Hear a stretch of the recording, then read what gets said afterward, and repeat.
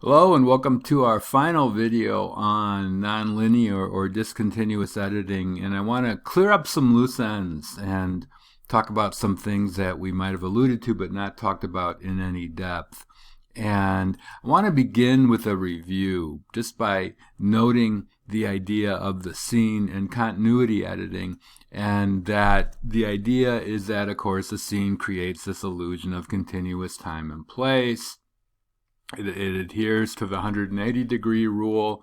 It'll often begin with an establishing shot, move to a master shot, say moving from, for example, an exterior of a building to an interior where all the characters can be seen in a single shot, and then we'll cut on action and dialogue. And even though there may be ellipses in time, bits that are cut out, these tend not to be noticeable or disruptive. And so if you take a look at the assassination of Lincoln scene from Birth of a Nation, you have an example of what it is I'm talking about.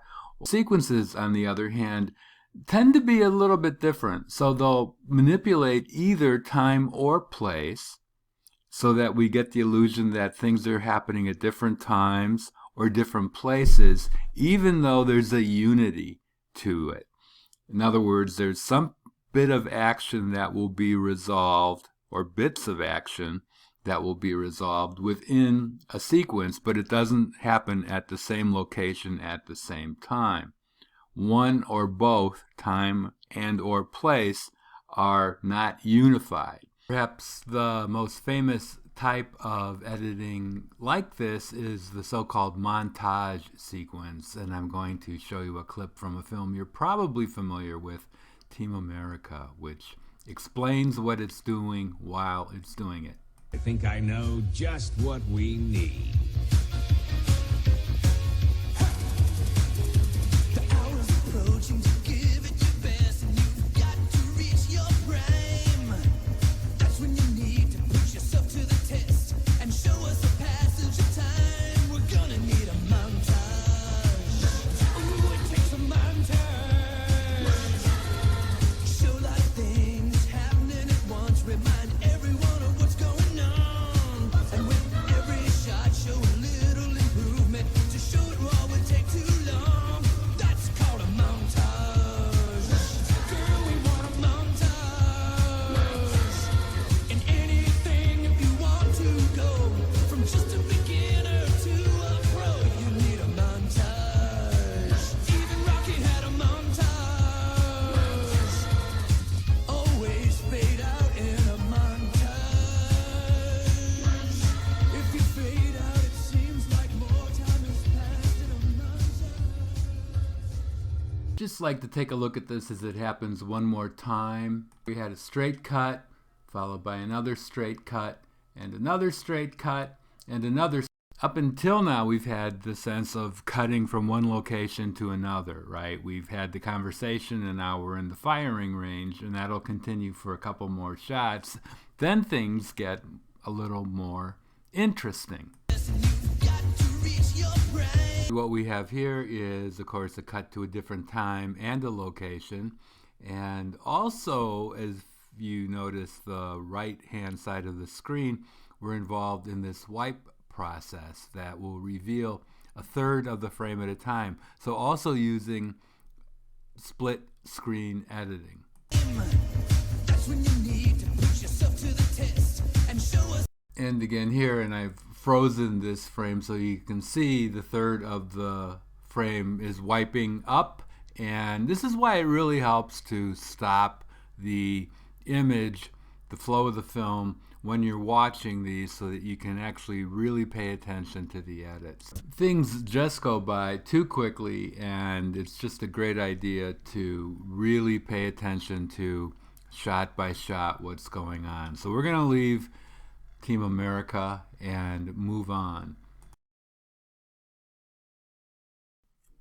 In any case, within edits, within sequences, any number of editing techniques can be used. So there might be a fade, there might be a dissolve, there might be a wipe, and we've seen this already, for example, with Citizen Kane in the News on the March segment, how wipes were used quite regularly, and dissolves and so forth. So we understand that we're not at the same location at the same time. For the sake of variety, I want to go back to 1944 and Citizen Kane, and we're going to dissolve from this shot into another sort of sequence which takes place at the same place at different times and shows us the disillusion of a marriage between the title character and his wife. It was a marriage just like any other marriage.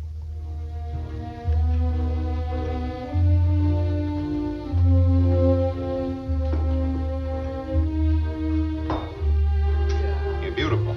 Oh, I can't. Yes, you are. You're very, very beautiful. I've never been to 6 parties in one Extremely night my beautiful. whole life. I've never even been up this late. It's a matter of habit. I wonder what the servants will think. They'll think we enjoyed ourselves. Yes. Didn't we? I don't see why you have to go straight out to the newspaper. You never should have married a newspaper man. They're worse than sailors. I absolutely adore you. Oh, Charles, even newspaper men have to sleep. I'll call Mr. Bernstein, have him put off my appointments until noon. What time is it? Oh, I don't know. It's late. It's early. Charles, do you know how long you kept me waiting last night while you went to the newspaper for 10 minutes? What do you do in a newspaper in the middle of the night? Emily, my dear, your only correspondent is the Inquirer. Sometimes I think I'd prefer a rival of flesh and blood. Oh, Emily, I don't spend that much time on the newspaper. It isn't just the time. It's what you print.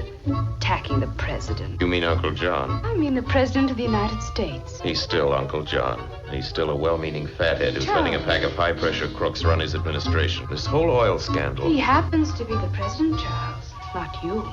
that's a mistake that will be corrected one of these days. Your Mr. Bernstein sent Junior the most incredible atrocity yesterday, Charles.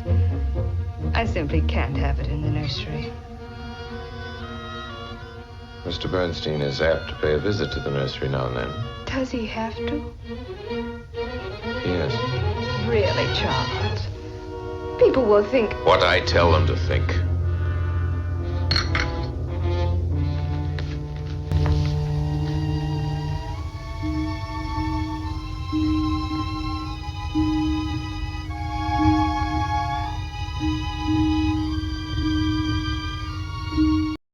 I hope you noticed that every moment in time was cut pretty traditionally, straight cuts as the couple aged. And in between we had these weird kind of spinning motions that brought us from one time to another. So montage sequence using same space, different time. At this time I'd like to go back to the film The Cutting Edge and a section entitled Fragmenting Time and Place. And the discussion leads in part to cubism, which is like the image you see here, that seemingly has captured time moving in a still image, so film influencing the other arts. But in any case, I hope you enjoyed this, and we'll see you on the other side. This kind of cutting in out of sight, and in movies like JFK, represents a further break from Griffith's classic style of seamless editing. Y'all gotta start thinking on a different level, like the CIA does. Where editors once labored to preserve the illusion of continuous time and space, they now fracture it at will, creating new possibilities for storytelling. Exactly what he said he was. A patsy. Oliver Stone is a very wonderful director for an editor because he gives the editor free rein. He says to the editor, play jazz. Just go free form. There is a scene in JFK where Oswald walks from a house to a theater, and he said, just when you cut the scene, just make it very chaotic. So I cut the scene in what I thought was a chaotic way, and I showed him the next day, and he said, no, it's gotta be way more chaotic than that. Since we cut JFK on a 3/4 inch linear editing system, one thing it had was the ability to hit these buttons and change where the edit went. So I sat there and just banged on the keys like this. And I showed it to him the next day and he went, that's it. It's in the movie. In XXX, I did have a new editing philosophy. I had been interested in cubism all my life. And one day I was watching extreme sports videos. Somebody will do some amazing stunt, they'll do it in reverse, and then they'll do it forward, and then they'll do it in reverse. I suddenly thought, what if I did it in so many angles that I didn't care whether you saw the beginning of a stunt from 4 different angles. And the way we would cut it, you would feel that you were going around the event in pieces, so that by the time that motorcycle lands, you actually experience the jump, almost as if you're on the motorcycle, as opposed to standing back in a safe distance, observing the event like you would in real life.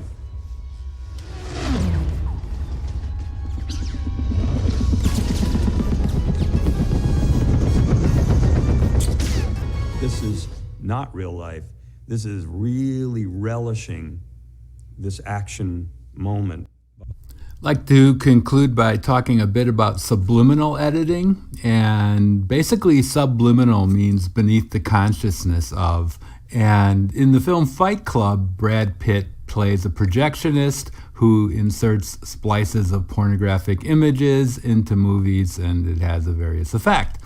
And in the film itself, the director, David Fincher, uses the same technique, basically, and we're going to see it slowed down here in a moment. This is the first appearance of Brad Pitt, very quick. It's basically 4 frames of the film. Here's the second image of Brad Pitt, and the third, and finally the fourth, very quick. And most people, upon viewing Fight Club when it was released, didn't really notice the edits, the subliminal edits. And the idea was to implant in the mind of the viewer this idea that it was really the Ed Norton character that was creating Brad Pitt, which in fact, spoiler alert, I've already given it away, is what's going on. So just taking a look again, more slowly, at what you see if you were to stop the film at this point, and that is the subliminal edit. Subliminal edits were used in advertising but made illegal in the early 50s and was often, though, used in horror films. This is from The Exorcist in the 1970s, and this is Father Karras's Dream, and there is in this clip a subliminal edit. And see if you can catch it. Too late, it's already gone. But it's interesting, this, in terms of the editing, this scene, this kind of dreamlike non-continuity editing. So this next clip is from Run Lola Run, a German film, and it uses cross-cutting. The guy that you see, actually his butt only, he's got a gun in his pocket, and he's got till noon to get some money, or the gang is going to come after him. His girlfriend, Lola, from Run Lola Run of the title, is trying to reach her boyfriend before that happens, before noon occurs. And so we get this cross-cutting back and forth between the two characters.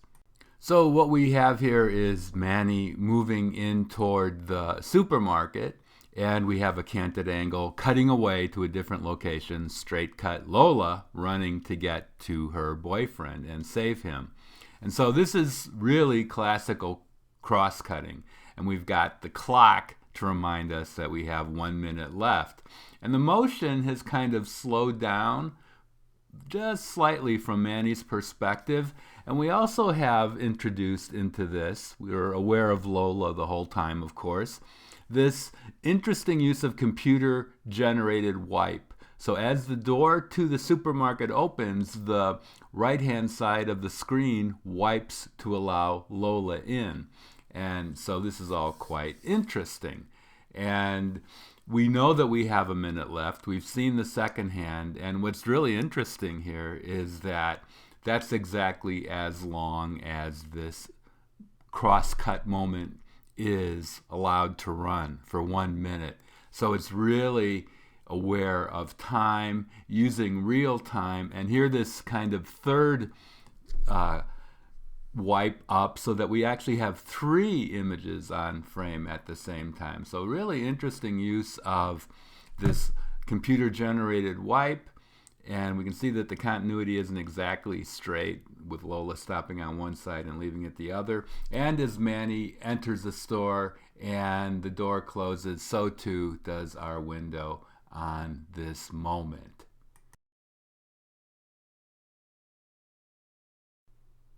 In the early 2000s, Mike Figgis employed this method of split screen editing in a movie called Time Code. And what you see is the screen being broken up into 4 quadrants. And basically, each quadrant is going to be filled with a camera that remains with its shot unbroken. So we're going to stay with the character that we see with the upper right for the entire film without cutting.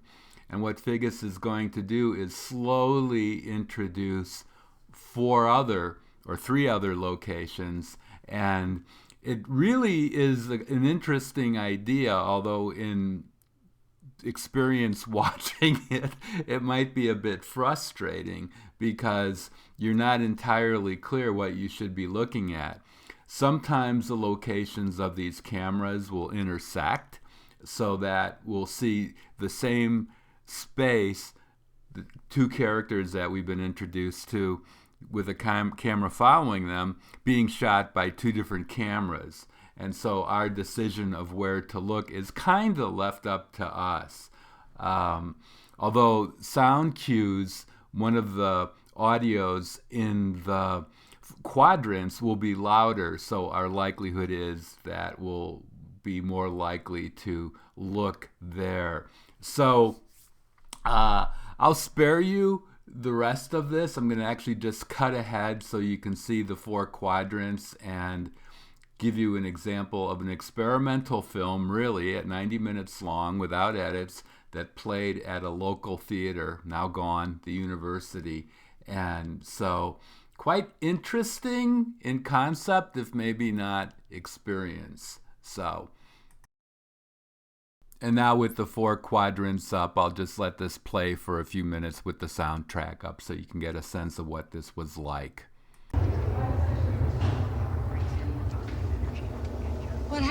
Oh my God. What happened? What time's your meeting? Now.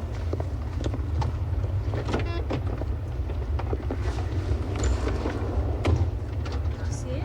I sent you the tape. Huh. You didn't see my dates. Do you want me to call AAA? Yeah, sure. I don't think I have time. This next film, Beyond the Black Rainbow, from 2010, gives us another bit of discontinuity editing madness, where you can see the image of the woman repeated within the shot. So you really become aware of the edits, but you also get this really kind of strange narcotic effect. And in fact, this woman is being held in prison. She has some kind of psychic powers, and this prison has the intent of trying to crack what it is that she's able to do. And in order to keep her sedate, they, of course, sedate her.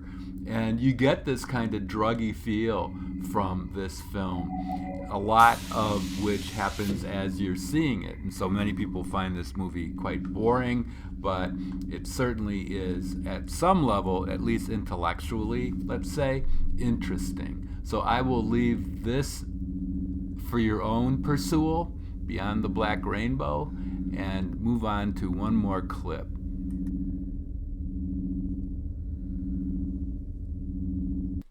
This is more mainstream. We're about to see a moment from the last film to sweep the Academy Award, Silence of the Lambs by Jonathan Demme. And basically what you see is the FBI moving in on what they think is going to be the location of a serial killer.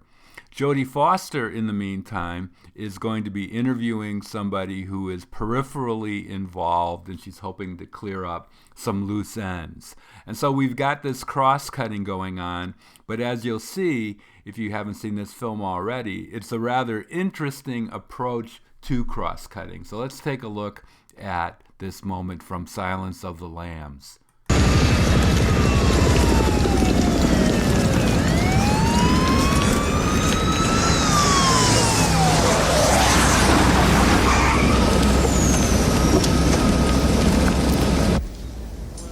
Is that a good job, FBI agent? You get to travel around and stuff? I mean, better places than this. Sometimes you do. Freddie was so happy for me when I got this job at the bank. Toaster giveaways and Barry Manilow on the speakers all day. She thought it was such hot shit. What did she know, big dummy? Stacy, did Frederica ever mention a man named Jamie Gum or a Jame Gum? How about John Grant? No. Would she have had a friend that you didn't know about, or? No way. She had a guy I'd have known, believe me. Sewing was her life. Did you two ever work together, or? Oh, sure. Me and Pam Malavasi used to help her do alterations for old Mrs. Littman. Can you give me Mrs. Littman's address? I need to talk to her.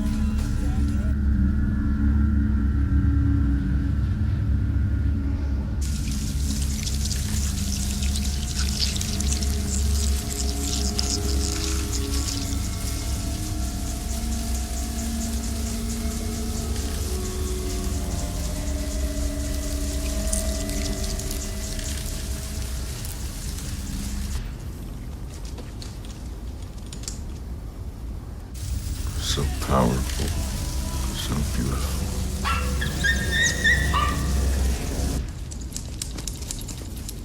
Precious?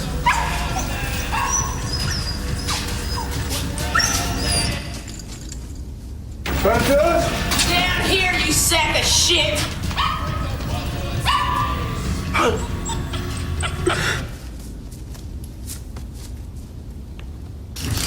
Put her in that bucket. No, you give me a telephone and lower it down here now! Precious? Darling, how are you all right? She's in a lot of pain, mister. She needs a vet. She broke her leg on the way down. I know it. She's been licking Hey, it. don't you hurt my dog! Don't you make me hurt your dog! Hey, you don't know what pain is!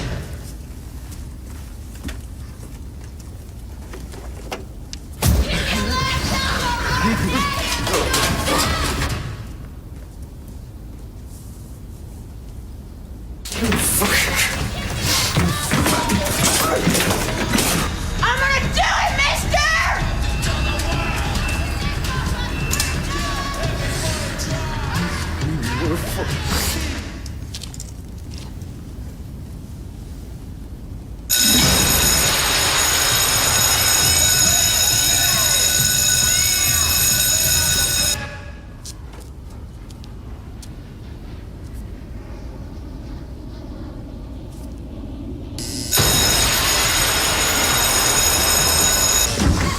Hey, I'm coming. We're going in.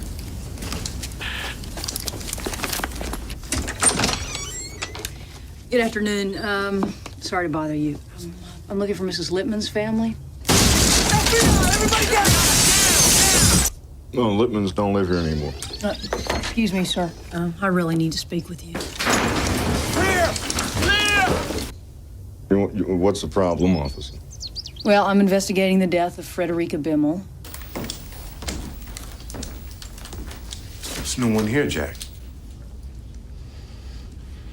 Clarice. So I'm going to talk through this as we see the FBI agents moving to what we presume will be Calumet City later and preparing to encounter Buffalo Bill, the serial killer. We cut to an establishing shot of a drugstore and presumably to the interior as we had this pulled sound of the voices before we saw.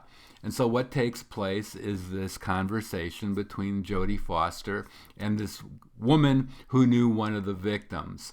And the cutting is all very traditional, going back and forth until we cut away. And when we do cut away, we're introduced to another establishing shot. And this is where we assume Buffalo Bill is residing, because we have an interior now.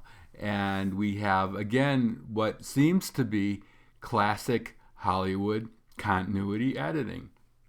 Cutting in for an insert shot, for example. Cutting to the FBI agents arriving at the house. cutting back to our serial killer Buffalo Bill. So we just assume that the FBI agents are closing in on Buffalo Bill.